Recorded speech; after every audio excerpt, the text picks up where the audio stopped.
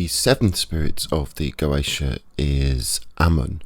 So let's look at the correspondence first this time, and then we can look at what is actually in the Goetia itself.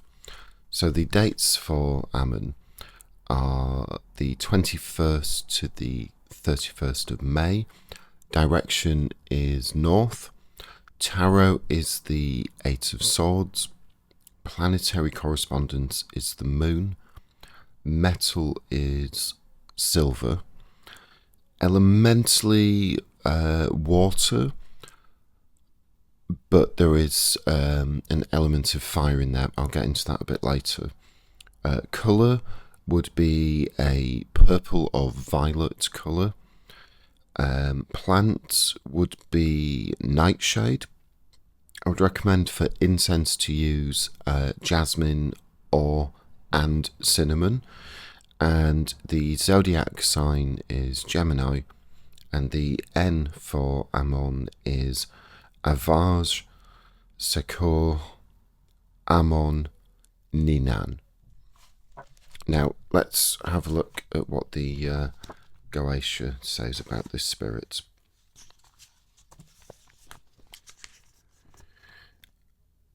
The seventh spirit is Amon.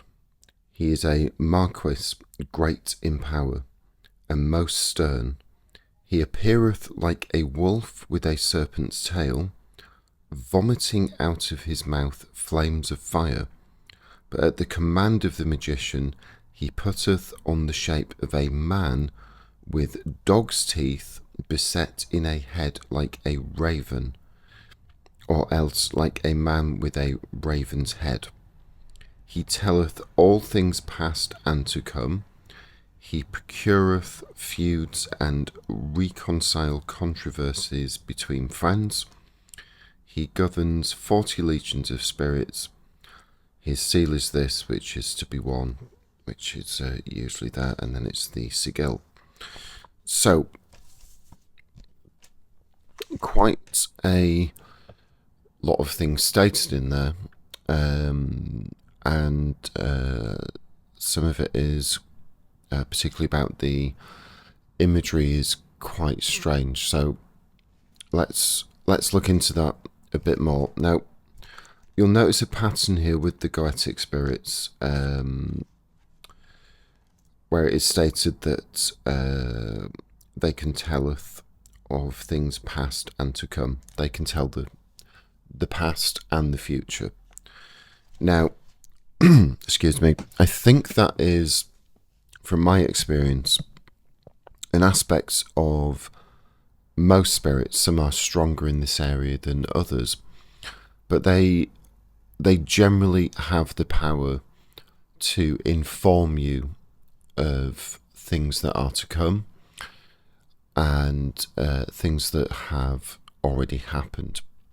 Now, this is always, from my experience, sort of asterisked with in what context. So it has to be specific. I wouldn't recommend working with this spirit or any others and just want to know everything that is to come. It has to be specific, and a bit like tarot readings, and this is just my experience, but tarot readings are not particularly a predictor of the future. They don't tell the future. They show patterns, and that is the possible future, but you can always change it. Now, in terms of the past, this could be to uncover things that have maybe been hidden from you, things that are affecting the present, which therefore will affect the future, that you maybe aren't aware of the correct context or the truth, if you want to call it that. There are some spirits that, and I will get into those when I come across them in the Goetia, but there are spirits that are really good to work with to have the truth exposed.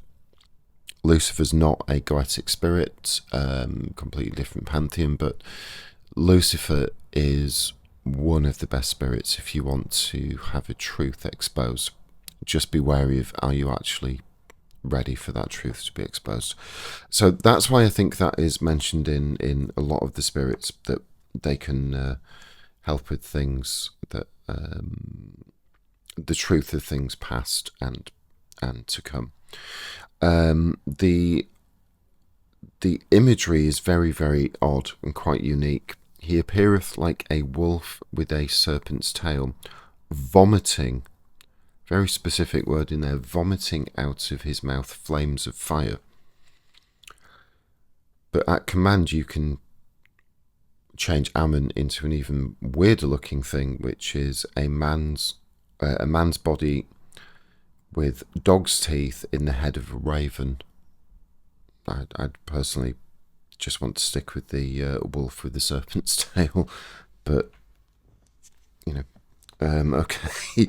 Now, the flames of fire is quite relevant because Amon is often described as a water-based spirit, and I think that is largely correct. But there is specifically a fire element with this spirit, and S. Connolly, for example, Stephanie Connolly, specifically states that this spirit is often worshipped at summer solstice and is a fire spirit to many people. So I think it's debatable, and I think it's also interchangeable. It could be down to when you work with this spirit. Is the daytime spirit more water-based, nighttime fire-based, or vice versa? I think it's more vice versa, actually. So the other aspect that is brought up here is he procureth feuds and reconciles controversies between friends. So this is, I think, pretty on the nose as to what it actually means. You could have a close friendship, whatever form that takes, and there could be conflict in their disagreements, feuding. Quite often when friends fall out, they become bigger enemies than people that they should actually be enemies with. So what Amon can help with in that aspect is to remove those like energetic blockages that are there, that sort of anger and hate, or the not miscommunication, but more sort of misunderstanding that can happen between people and then spiral out of control. So Amon can really help with stopping things getting out of hand between people that you actually care about and love and are close friends with. Another aspect, while I'm on the friendship side, is Amon can help you find friends. If you, for whatever reason, maybe you're lonely, maybe you've moved somewhere and you don't know people, Amon can really help with bringing people that are suitable for you to form these lasting friendships with. Now, one of the most unique characteristics, and I'm going to use the exact wording that S. Connolly uses for this spirit, is that Amon can help bring emotions to a head so that they can be released as useful energy. Useful energy is the key there. So what do I think that means? Well, if you are an emotional person, I'm definitely guilty of that myself, things can get out of control. Your emotions can start to pull you in certain directions, and you can hold things inside you, and they can build and build and build, and they can form into really destructive things of hate, fear, anger, paranoia, all of these things. Amon can help you bring these emotions to sort of a climax where you can use them as useful energy. Useful, I think, would be to use them magically. So that could be to build this energy up within you, but within the safety and confines of a ritual space. You can pour that energy into the ritual, release it from yourself, see it as cleansing yourself.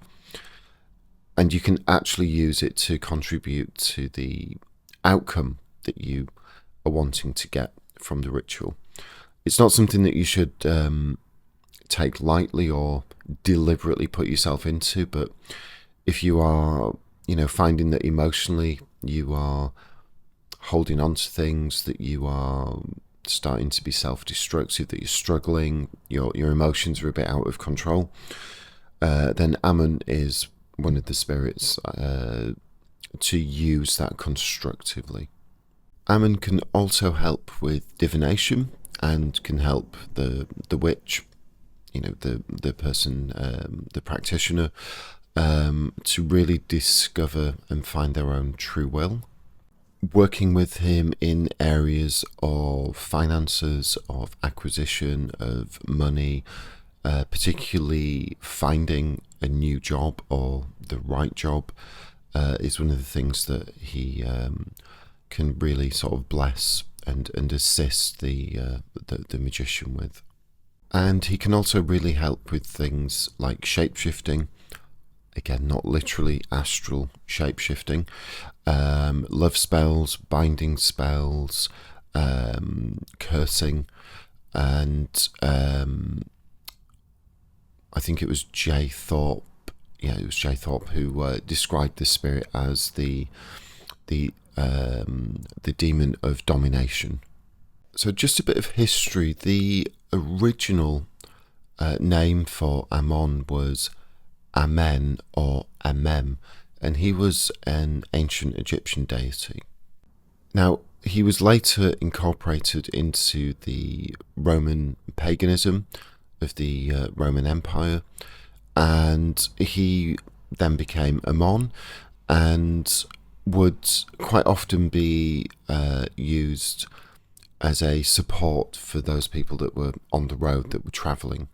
And that's when he got not the nickname, but the association with the term the protector of the road. He was also known during this period as the upholder of justice for the poor and the representation of the unfortunate. And the followers of Amon would, as part of their practice, would confess their sins during prayer to him, and do that to purge themselves of that weight, and to have his support, basically. So let me just read out a small section just based around the Egyptian worship of this spirit. Egyptian paganism depicted Amen as a blue-skinned male. The blue skin denoted his invisibility, and records show that rams and geese were the sacred symbols. While Amen was eventually synchronized with Ra, the two are not the same entity. They do sometimes unite as an amalgamate consciousness, something known as a composite deity. So this spirit was very, very highly regarded within ancient Egypt and obviously the Roman Empire as well. And then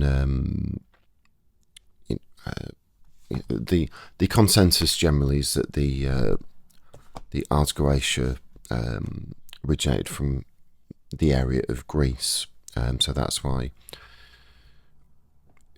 things are often sort of related to what would have been the Roman paganism.